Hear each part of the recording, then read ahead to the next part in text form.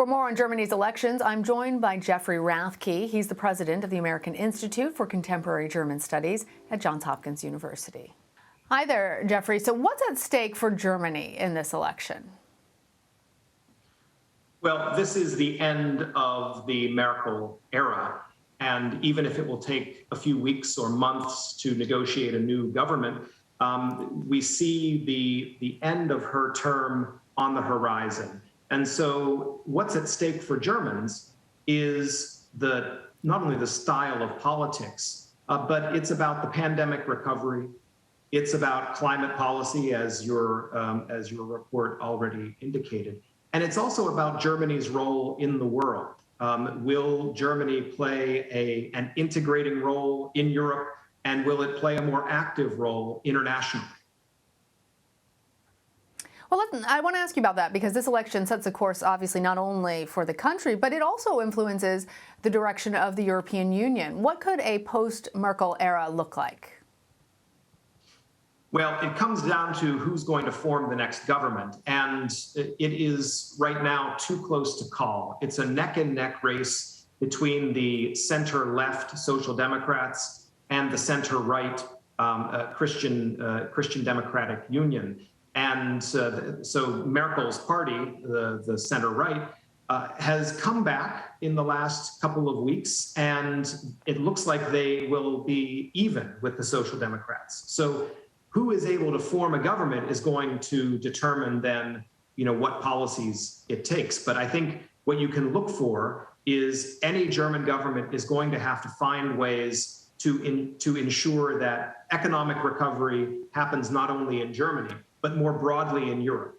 Because Germany depends on the markets in the European Union, but also the political solidarity of the European Union to ensure that their interests are advanced worldwide.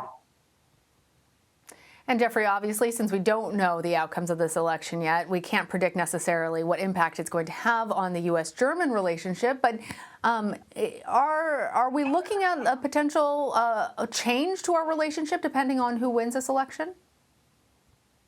Well, I think that either of the candidates for the chancellorship have enough in common with the United States that they will be able to construct a productive partnership. But I think the components of that will differ.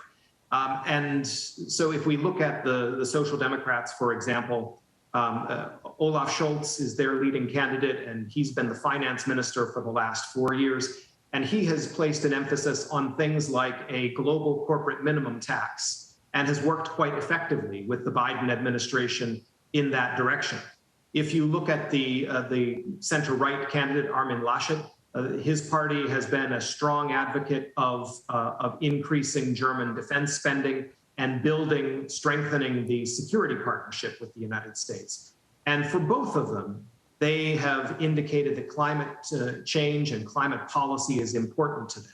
So I think that is another area where they will be ready to work with the United States on ambitious anti-climate change policies, not only in the transatlantic relationship, but more broadly. And if I could add just one last element that's a little different this time, because of the way the vote is turning out, it looks like you will need at least 3 parties to form a coalition.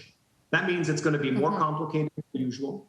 And that probably means that the negotiations will take longer than they normally do. So I think we have a period of uncertainty ahead of us. But the core of a strong relationship with the United States is something that the mainstream parties share in common. All right. Jeffrey Rathke, thank you. Thank you.